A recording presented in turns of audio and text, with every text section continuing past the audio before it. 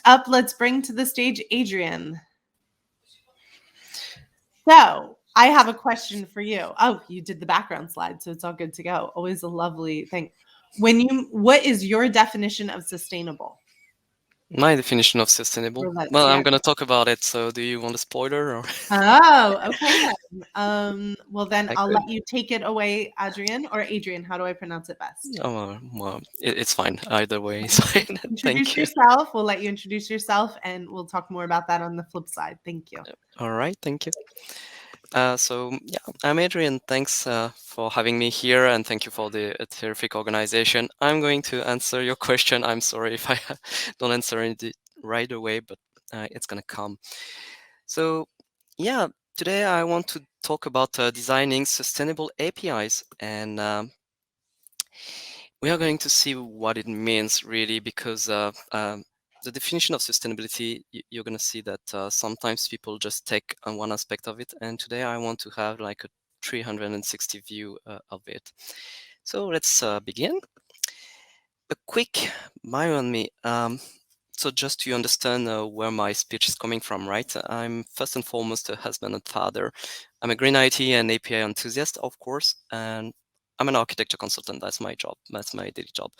I'm also eco-design certified. I've been working on green IT topics since 2013, so that's quite a lot from right now. And I'm currently group CTO at Zenika. Okay. So just a disclaimer before we start, because most of the time when we talk about sustainability, we talk about power efficiency, right? We always hear this word, being efficient, use less resources and all. We're going to see that it's not just about that, right? And also another thing is that most of the time people will say sustainability is about optimizing. So you just deliver a feature out there, an API, and you want to optimize it. You want it to use less resources. You want it to be performant. You want it to be designed a certain way, right? But we look at it the other way around, because 75% of the impact you can have on carbon footprint, on water depletion, on the renewability of your resources and all, is during the design phase. Actually, if you're just optimizing by measuring your impact of an existing API, you can manage around 25% of the real impact of what you deliver out there. So given that, what is this presentation about? Designing sustainable APIs. So sustainability is about the ecosystem. We can't just take an API and say, okay, we are designing one API and that's it. We are going to manage like the ecosystem, trying to get a bit the ownership back there, right? So it's shifting from a reactive approach by measuring, by optimizing and all, to a proactive one. So yeah, of course, I just told you earlier, I'm an architect, so I'm going to talk a lot about designing and not really about running, even if I do engineer. Okay, why do we need sustainable design? That's the first thing you might ask yourself. We have a thriving ecosystem out there. It's you know it's really good for the economy and all. We have 55% of the services, the business services in Europe that are digitalized as of today, so that exist as APIs as well. Why do we need that? Because lots of APIs end up dying or close. There is not one time that I've been on on a consulting assignment at some customers where I haven't seen like maybe half of their APIs either not used or really rarely used, or sometimes redundant. So APIs, they end up dying, or they're pretty close to dying because they're underutilized. And we talk about zombies sometimes, zombie APIs, zombie servers. You can hear that a lot. It means that sometimes they're underutilized. They have that they're under 6% of utilization. And we can imagine that it creates some issues. So being a bit more specific, what do they die from, these APIs? They die slowly. It's not just a big bang, right? They die slowly. The ecosystem is trying to survive in a way, because you have all these things that makes it cluttered, right? So the first thing is the Conway's law. Whenever the API ecosystem is growing, we see that if we don't think about the design first, then at some point it's less flexible, it's less evolvable, right? And that comes from the way that from the fact, sorry, that we have an inconsistent vision sometimes for these APIs. That's the very first thing. So when we have inconsistent vision, we get cluttered design. That's a problem. It becomes a bit messy because it's not aligned with one concrete way of doing things. There's another problem is the dev teams misalignments because they can use different technologies. They can use, different approaches to designing their APIs. And problem is that when you need to integrate all this together, sometimes you might have issues. So insufficient collaboration. Um, that's another thing with Conway's law is that when you have dev teams not really working together, they're going to do one thing, and either there will be a mismatch in integration, or we'll have a real big problem on the overall vision of the product that you're trying to get out there. Insufficient documentation is also a big problem, for the evolvability of the systems there. Okay, that's the first step. We have APIs dying slowly from Conway's law. So what else do we have? We have APIs slowly dying from tech obsolescence. And I think a lot of us have been facing these issues most of the time. We have been working on exposed APIs with very fancy technologies for the last 15 years. And one of the main issues is that these technologies, either they're dying or they're really not convenient to integrate. Most of the time when we design APIs, we think a lot about the server side, right? Because we want to provide something as a service to other people out there, other consumers. Rarely we think about the consumers, what it means for them, the impact that it can have for them to make the system evolve to consume these APIs. Sometimes they have to be a bit disruptive in their technology stack to adopt your new ways of providing services. And sometimes they're just not ready. Sometimes it costs a lot of money, right? So we have to take care of the whole ecosystem. That's why I say that when we design sustainable APIs, we can't just talk about our own APIs, we talk about the ecosystem. One of the main issues that here we had fancy tags, and now sometimes they're zombie tags because they are very good on their own. I mean, mainframe is still amazing in what it can do, for batch programming and all, but it doesn't answer the typical issues that we want to tackle with APIs, right? Availability, high concurrency and things like that. So we have to maintain these systems because they hold a lot of data. They are core to our businesses. But at the same time, we need to make the stacks evolve because otherwise, yeah, it's not well used or it's not enough used. So we have these texts that used to be modern texts, and as of today, they are more like, zombies. And what do we do to integrate these zombies? Usually we build fences, right? We build these anti-corruption layers when we want to integrate with these zombie APIs. And we're on the other side of the fence and we're trying to make sure that 70% of our APIs are, relevant, they are well utilized and all, but in reality, and that's a number that keeps coming up, with the studies, we have around 30% of underutilized APIs for many reasons, for the reasons that I just talked about earlier, right? They were slowly dying. And that's an issue at some point that we need to tackle, for the whole ecosystem sustainability. Maybe we should stop creating zombies. So how do we do that? First, we need to get a checkup, right? We need to go to the doctor at some point and check for APIs diseases. Are we slowly decaying or are we good? So what are the questions that we can ask ourselves? We can ask ourselves, do we have, for example, a lack of something? Do we have a lack of vision?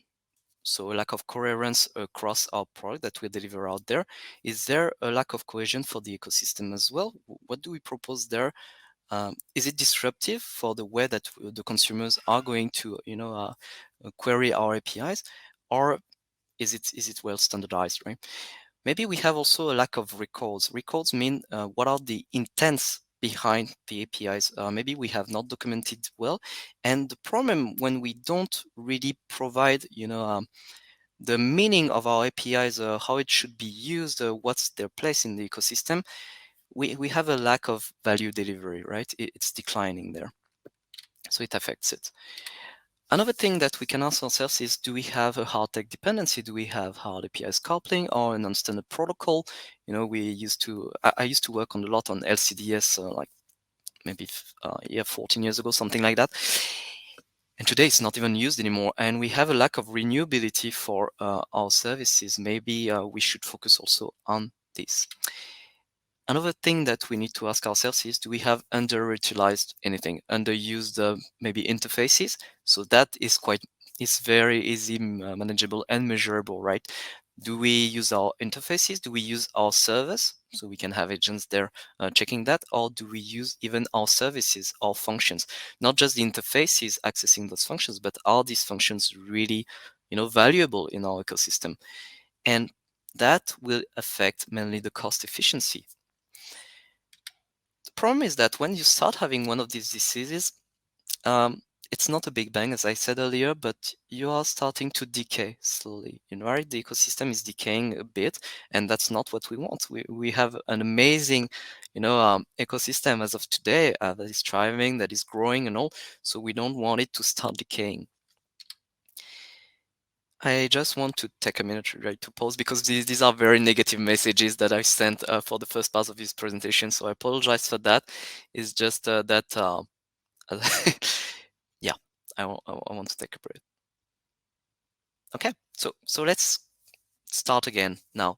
What can we do, and what do we do for sustainability? So now I'm going to answer your first question. Sorry, Jennifer, if I haven't answered that earlier.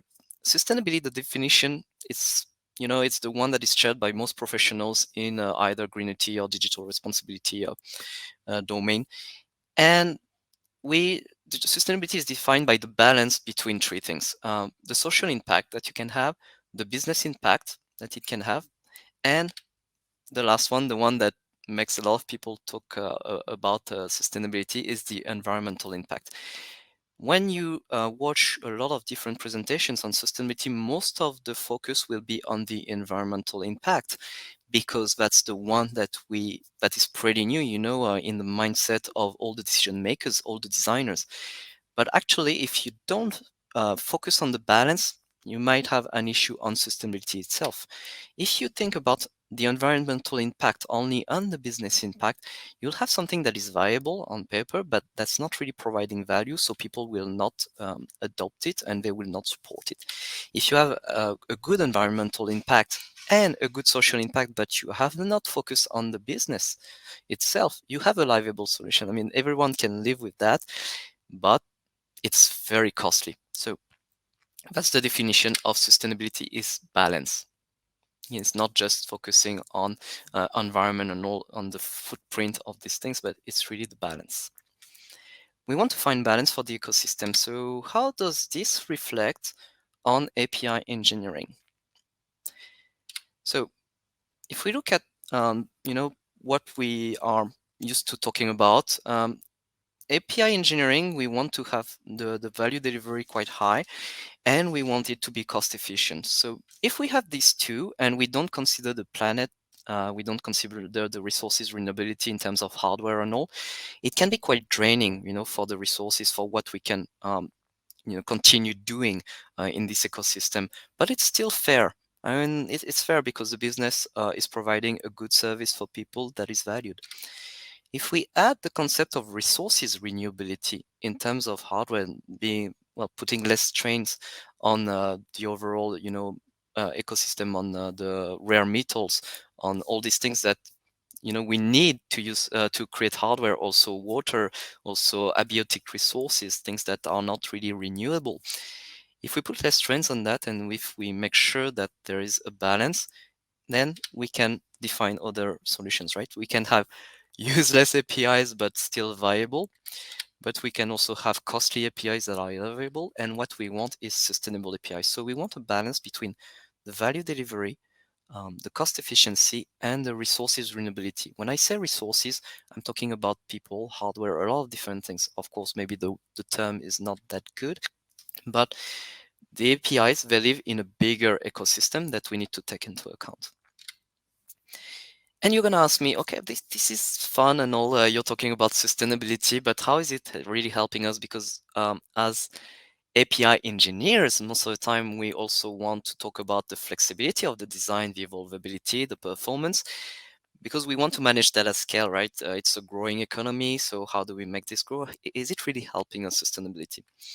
Well, I'm going to take this the other way around first. How do you measure these things, flexibility, evolvability, and performance? Well, you measure it flexibility by how fast you can change an implementation. You measure evolvability on how fast you can deliver a new feature. And you measure performance on how efficient and fast your service actually is. So these are measures. These are things that you don't really focus on during the design phase because you might not, with the complexity of the usage, you might not be very accurate on handling this. What we are going to talk about is how these things can be durable in time, meaning how can you keep the flexibility, the availability, and the performance while you scale. This is what sustainable engineering is about. And I'm going to take a break, just 1 minute. Sorry for that. Okay, so we do not address these things directly, as I'm going to, go further into sustainability, but that's one thing that we want to have in the end. So how do we ensure these things? We ensure this by not cluttering the system. That's the very first thing that we do not want is clutter it. So the questions that we want to ask ourselves when we design APIs are these ones. Does the API already exist in the ecosystem? Am I really providing value in there? Is it even necessary? That's the very first thing, because if you don't provide something, that's the best thing that you can have on the environmental impact, to be honest. Can it be powered by the existing infra? We want to have resources, renewability under check. We want to live with a circular economy, reuse as much hardware as much as possible. For the clients, the APIs clients and the API service. So today, the impact that the hardware has on the planet, it's mainly from the client's devices. I'm not gonna lie. We have billions of devices versus millions of servers. So you really want to control the way that APIs are consumed. We want to also to be inclusive of all client types, just to help that, what I just said. We want to make sure that all devices and old computers, they can still have the computing power to process our APIs. And we ask ourselves, is it aligned with a vision? Is it fairly tech independent? The service that we get out there, is it going to last? So we want to control growth. That's the bottom line. We want to control the existing resources usage. And the approach, the really tactical approaches on that is, first, we need a vision for the overall coherence of what we're providing out there. So we need to consider two things, accuracy and precision, that are detailed here. In order to do that, most of the time we'll have an impact-driven approach. What is the impact that we want to have with our APIs? What kind of concerns that it can address? We also want to use domain-driven to categorize our APIs and make sure that it reflects the business that we want to get out there, that there's no misalignment between what we conceptualize and what we produce. And we want to define our SLA, SLO correctly, and our SLIs in order to control what we have out there. The second thing that we want to focus on is the simplicity of the interface. This has been presented a lot by Chris Richardson as well for his microservice approach. If you design iceberg services, if you keep the tip of the iceberg very small, very stable, that's actually very good for the durability and the sustainability of your services you put in the ecosystem out there. What you want is to first think of, is it really necessary to get it out there? You ain't gonna need it. So by making it small, you can evaluate that better. The other thing is that you want to keep it stupidly simple or sustainably simple. That's a better way to address it. So that people know exactly what value you can deliver out there, and they don't need to think about your complex stuff there, and they can adopt it quite clearly. And the last thing you want, it has to be self-describing. The last thing you want is to be hardware and runtime aware, both for the servers and the clients, as I said earlier. And well, I keep hearing, okay, you need to follow standards, and standards will take care of these things, right? And that's actually an anti-pattern. One deployment fiddle doesn't work in this area. What you need to have is make sure that the functions, the business value is encapsulated right, and you have a separation between the implementation, so this function's value, and the way they're exposed, so that you don't have a hard coupling there. Another thing to look at is the recycling aspects and the LCA considerations. LCA stands for Life Cycle Assessment, and it's quite an advanced technique. But first, let's look at recycling and how we can recycle APIs. The first step to recycling is reuse. Okay, we reuse it as it is and make sure that everything is reused. The second, well, we need to keep the backwards compatibility for the client devices as well. The second thing to look at is the refactoring part. So if you keep your API simple, the tip of the iceberg, right? Simple, and you can manage, and you are quite, close on the implementation, you can refactor better. You can integrate with other APIs better. The third thing is how we transform the value that we have provided in our API lifecycle. We want to reuse the resources, the skills that have been built up during the API engineering, and that's the third part. If we want to be more rigorous, accurate on what we are doing, we can also run LCS, and this is a concrete methodology on the business services that we design. Once this is done, we can compare different implementations and where to deliver it to the ecosystem, and then we can choose the one that has more meaning in terms of social impact and business impact, and also environmental footprint. So, towards sustainable design, we need to shift our focus to green fundamentals. So the three things that I talked about: recyclability, simplicity, and the fact that it has purpose, right? Your APIs. Once we have that, of course, we want flexibility, evolvability, performance, but we want them to be long-lasting. So the missing link between all this is engineering. We need good engineers that are aware of the green foundations, right? The green fundamentals, and focusing on providing good technology that can be long-lasting also in the ecosystem. And I'm going to end on this. All right, sustainability then is less about reacting to metrics, even if metrics, they will help you a lot, like on 25% of the issue. They're less also on mastering the technology, because technology is just to deliver the thing is out there, but think about functions and what value you can deliver there is the recipe to long-lasting APIs, actually. So it's mainly about the design. Thank you very much.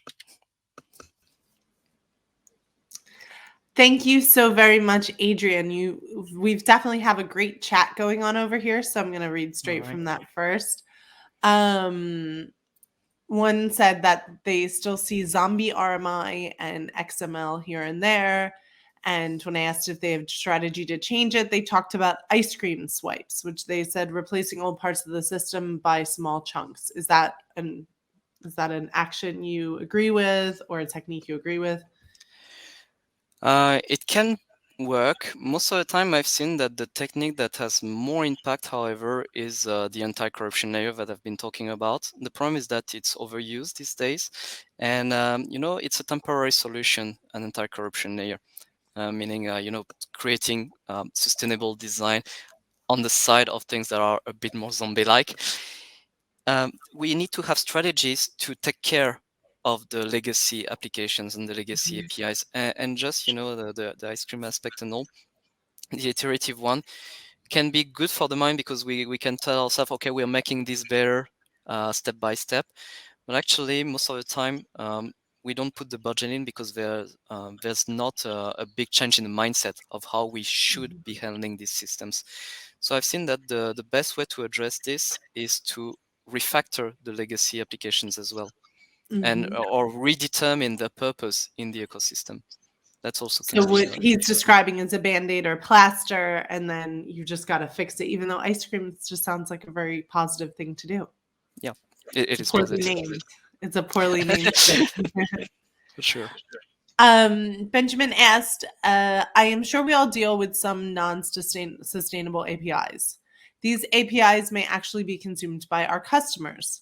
What would be your recommendations to get rid of such non-sustainable APIs, given the fact that they may be live and being used, even if it's underutilized and they're only used by one customer? That could still be a customer you could lose. And then he added, what would be for you the key steps to change these APIs to sustainable APIs?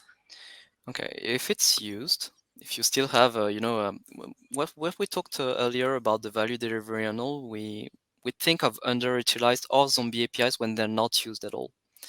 So if it's still used, it means that it still has value. So the idea is to work with the customers to check what is the function that they need and why they still integrate it in that aspect. And maybe we can find together a better way to address their issues or the things that they're trying to solve with your APIs. So if it's possible, we want them to migrate with being cost efficient. If it's not possible, then I would suggest that we relabel and rebrand our APIs and say that this is for this particular use cases. Maybe there are edge cases. Maybe there are use cases that we haven't thought of and that can be a bit more democratized, but we need to check on how we can optimize the usage. If it's still used, for me, it's not a zombie API. It's a zombie API when it starts being unused and you have redundancies of the value delivery. But if there's edge cases, the argument against edge cases is often that, but if you're scaling, there are no edge cases. But if you have maybe not edge cases, we'll just say if you have just a single consumer or a few consumers, the argument might be that you can't pay to maintain that. You're wasting money to continue to support that. So at what point do you make the decision to deprecate an API, and what process do you follow? That's a very, very good question, because I've actually faced this with some of my customers. What we said, we first analyzed the usage and how often it was used, what it would mean for our customers to also move to another newer API that would provide more value. And we did that together, see if we could share the cost actually. And the cost can be either dollars, or it can also be the resources renewability. But actually it can also be the training, the training of the people that are going to use these APIs. Mhm. So we just plan this out, and usually it's all about communication. Really, it's all about consistency of the message you want to get out there. If it can provide more value, to move to some other thing, but you need to be very clear about what you can gain when you move away from using the legacy APIs. And if you're building something new, or if you're just completely getting rid of it and not offering that service anymore, I think one of the most famous was when LinkedIn basically shut down all their public APIs, 5 or 6 years ago, and people were like, "Oh, okay, then you kind of have to give notification ahead and properly notify your stakeholders, even if you are that big with that much data." Um, Someone said, honestly, the sustainability isn't yet an influencing subject for a lot of stakeholders, unfortunately. How do you tackle that problem of people not buying into this? So I usually look at the organizational culture. Sometimes the culture itself, they will either align with the idea that at some point they need to be sustainable, either because of business, either because they want to focus more on the sense of purpose of their employees, or maybe because it's driven by the market. So it really depends. But I look at the culture, and depending on the organizational culture, I will have different speeches. If you have an organizational culture where stakeholders focus more on the efficiency of the organization, the cost, then I will talk their language. I will tell them, this is in the long term, you're gonna it's gonna be more cost efficient. You're gonna have more value out there. You're gonna have less servers running. You're gonna need to make sure that the users, your user base is gonna grow because there is more value. So I'm gonna talk about that. If I talk to organizations that want to have a long-lasting impact, and they're not really sure how to address this, because they think, okay, first let's be, how do I say this? Let's make money, and then we're gonna think about these things. You can tell them that they will not last this way, because if they don't focus on the value now, it's not going to be long lasting. Maybe their offer will die in 1 or 2 years. In 1 or 2 years, even if they make money at the beginning, in 1 or 2 years, nobody's going to use their things anymore, because something else is going to replace it. Something maybe more meaningful, something more simple, and all. So it really depends what kind of people you're talking to. Some of them want to have a long-lasting impact in the ecosystem. Some of them just want to make money fast. Some of them focus on time to market. You have to leverage this. And now back to my question from the beginning when you were talking about sustainable. For me, my goal is constantly thinking about the future, and you as a father understand environmental impact of APIs. How often is that even being discussed now, since the tech industry is the only industry that's set to increase its carbon footprint over the next 10 years? So it's a growing concern, and as you can see, the API Days Live, you're organizing yourself, discussion forums and all around it. What we've seen is that it's still on the adoption curve. It's still for early adoption these days. But what we can see also is things moving on the regulation side. So we're in the early adoption phase. If people don't move fast on this, they are going to be forced at some point. It can be 5 years from now, it can be 6 years from now, it can be even 2 years from now. But at some point, the states are going to, enforce the fact that it's going to be a real emergency to tackle these issues. So you can either wait and be forced to do something and adopt a defensive approach, or you can provide value in this ecosystem by tackling the sustainability topics right now. And we see that, in the adoption curve, that's around maybe 35% of the people that are interested in the topic, and that's good enough. I mean, for every new, topics, we can leverage that, and regulation will take care of the lagging 50%, and maybe the other like 15% will get on board because they're still not sure, and we need to show them what value there is in adopting this mindset. And I think Google and Azure have been doing for a while, but AWS has just made a huge announcement of their sustainability pillars. We're not really sure how many pillars they have, so it's not we're not sure how much of a priority. But if the big cloud providers are, then APIs, which are connecting everyone to the cloud, have to be more aware of it. And today they are, and that's part of their marketing as well. But pushing, further, because you can have greenwashing and sometimes you can have resolutions. GCP, for example, they publish everything on their recycling rate of their hardware and all. And that's pretty interesting to see the circular economy that they have in place and the efficiency of the circular economy as well, and what it would mean by being a bit more sustainable in our design for the impact of the cloud on the cloud data centers. Awesome. Yeah. Thank you so much, Adrien. We have to wrap up, but those in the chat, please do, if you are just having these discussions about the environmental impact of APIs in your communities and especially in your jobs, let us know what type of discussions you're having. Thank you so much, Adrien. And thank you, everybody. Thank you, everybody, for being